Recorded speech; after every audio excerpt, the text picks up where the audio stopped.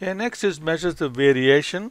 Measures of variation is about how spread out the data values are, the dispersion of data values. And this, there are four measures. So range is the maximum minus the minimum, okay, the width of the data, if you will. Then variance, okay, that's a measure that you take the difference between each x value and the x bar value, then square that, and you find the average of those squares. The standard deviation is simply a square root of variance. And coefficient of variation is to express the standard deviation as in terms of the mean. So that way, coefficient of variation is an unit free measure, if you will. So it can be expressed as a percentage. It's easy to compare two different data with different magnitudes to see which one has larger variation, larger dispersion. So dispersion as a percentage, if you will. Okay, let's come back to the Excel file with the same serial data. Okay, so now we want to compute the standard deviation, and let's do this for calories. Okay, let's set up the data. Yeah. I'm going to just copy the names here. Okay.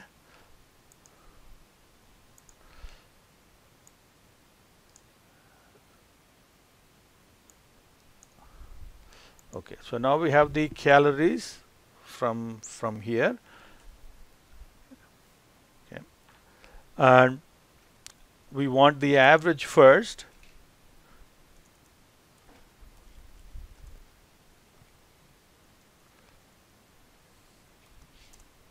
Okay, once we have the average, then we can do x minus x bar.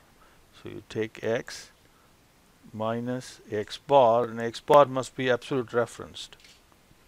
So this gives us how far is the deviation of each x from x bar.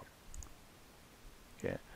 Now we need to square these deviations so that the negatives and the positives don't cancel each other out. So square that.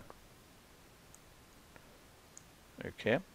Now you sum those squared values, and if you sum this, you'll always get 0, because the x bar is an average of x's. So in total, all the x's combined the deviations will be positives and the negative deviations cancel each other out, and you will have 0. Okay, so now x minus x bar squared. So here is the formula, x minus x bar squared. So we have summed all of those. And then we also need the sample size, so we use count for that.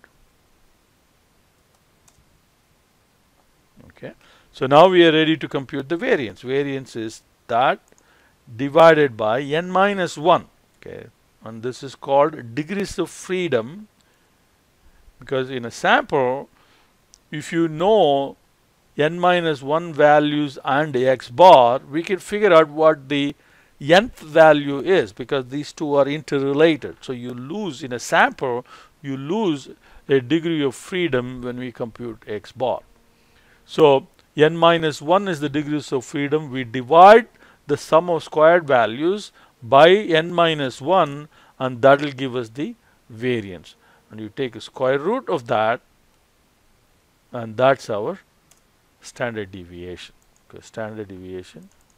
Now let's calculate the variance and standard deviation using Excel functions. So now let's do this for all three columns of data on the serial data file.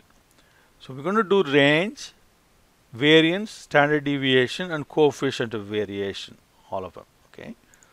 So for range, we need the minimum and the maximum. So we have min, like that.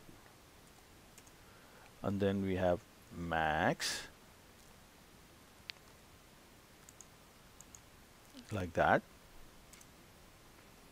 Okay, so then range is the maximum minus the minimum, the width of the data. Now variance is, we have VAR. Okay, Now you see there are a lot of options under variance. So this is very important for you to understand what the different options are. So you see there are the last two of them with a warning sign. These two are legacy functions. These were the functions that were available, I believe, Excel 2007 and backwards. So these are given only for backward compatibility, and you should not use these two. If you use these two functions, I will be deducting points from your homework and exam and so on. Okay. Now these are the two that are important, and these two do not worry about. So here VAR for variance, dot P is variance for a population, and dot S is variance for a sample. The difference between the sample variance, the population variance, is the denominator is n minus 1 for sample, the denominator is n for population. So if the data that you have represents the entire population, then the denominator must be n, and you should use VAR dot P. But here what we have is a sample of 7 serials, so we need to use VAR dot S and those values, and you see that that's exactly same as what we calculated here using the formula, that formula. Okay. Now standard deviation, of course, we can take a square root of that, or Excel offers STDEV, and again you see there is legacy functions. For backward compatibility, don't use these. Okay, and you need to use one of these two, and mostly it will be STDEV.S, because most of the time we will be dealing with sample. Very rarely we will be using the entire population data. So STDEV.S,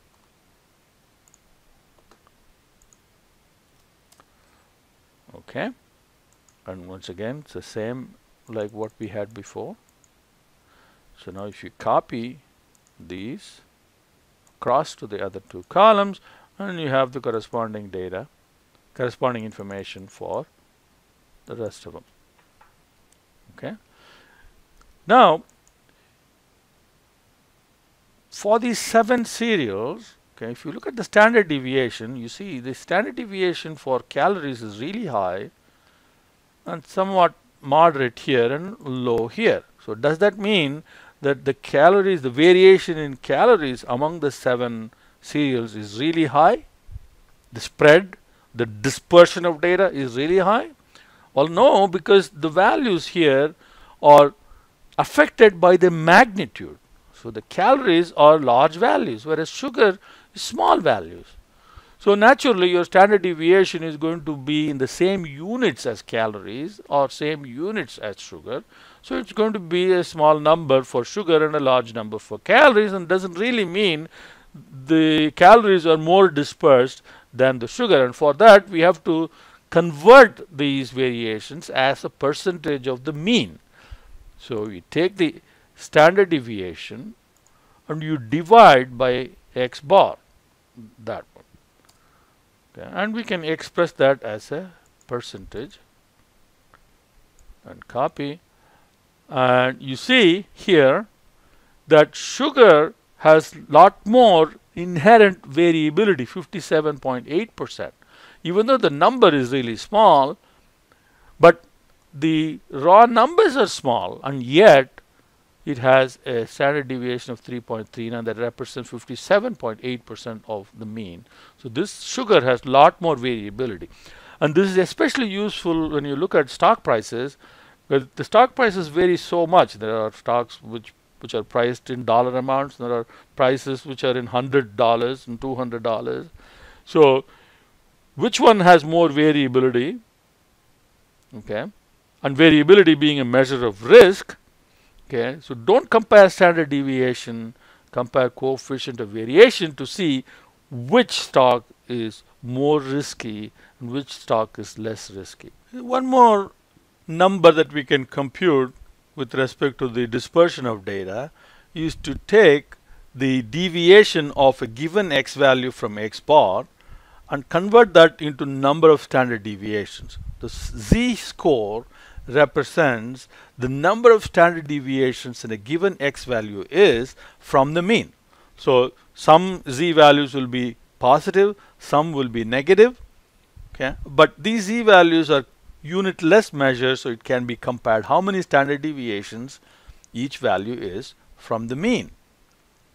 So let's look at this in Excel.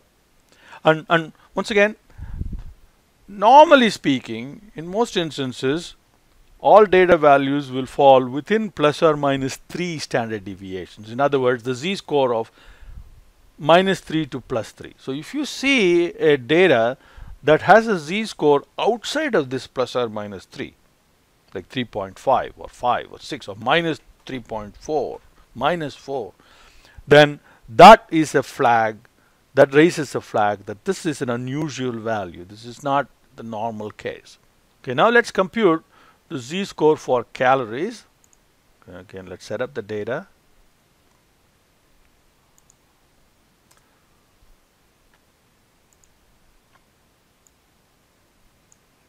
Okay. So these are the x values. Okay.